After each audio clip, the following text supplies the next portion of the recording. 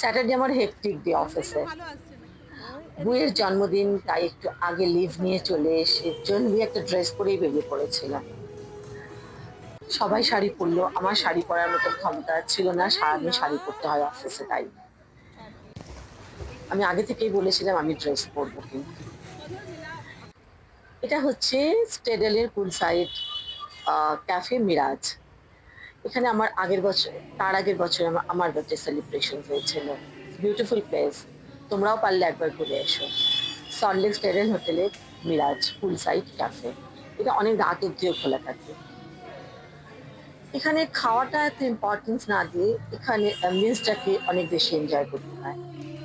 ওরা আমাদের একটা কমপ্লিমেন্টারি কেক দিয়েছিল, দেখো আমাদের পাগলামিটা।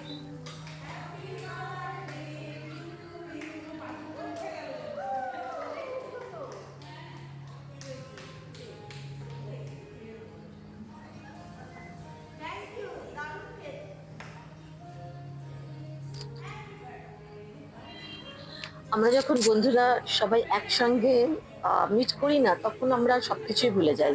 আমি যে বারবার বলি, বয়সটাকে ভুলে যাও, মনটাকে সবুজ রাখো, অ্যাটিটিউডটাই আসল বাঁচার। শুক্লা হচ্ছে আমাদের পপস নিয়ে আসে, এবার এনেছিল ছাতা। ওকে বলেছিলাম এটা তোর দায়িত্ব, তোকে একটা কিছু করতে হবে। ভেন্যু ঠিক করা আমার দায়িত্ব। এই সব মিলিয়ে আমাদের কিন্তু জমজমাট একটা বন্ধুর গ্রুপ। আর এই গ্রুপটা একটা, যখনই মিট করি আমরা অক্সিজেন নিয়ে বাড়ি ফিরি। আমাদের নতুন নতুন টপিক। এবারে ছিল অনাথ ছেলে চলে গেছে ইঞ্জিনিয়ারিং করতে বাইরে, তাই মায়ের মন বুঝতেই পারছে কতটা খারাপ। সেই সব নিয়ে আমরা অনেকেই কথা বলছিলাম। সবারই এখানে মোটামুটি বাচ্চারা বাইরে থাকে, সেই জন্য সবার দুঃখটাই একই রকম। সেই নিয়ে একটু আলোচনা হচ্ছিল। নেক্সট আমার বার্থডে, সেটা কবে কোথায় সেলিব্রেট হবে সেই সব নিয়ে ডিসকাস চলছিল।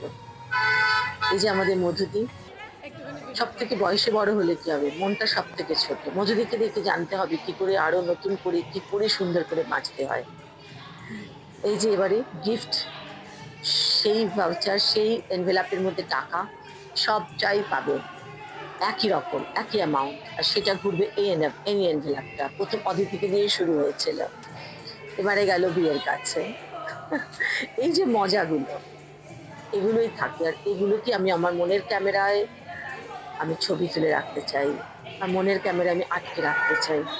এই ছোট্ট ছোট্ট মেমোরিজ গুলো আমাকে ভীষণভাবে বাঁচিয়ে রাখে। আর আমি এগুলো তোমাদের সঙ্গেও শেয়ার করতে চাই, যাতে তোমরাও সুন্দর করে নিজেদের জীবনটাকে ভালো করে এনজয় করো।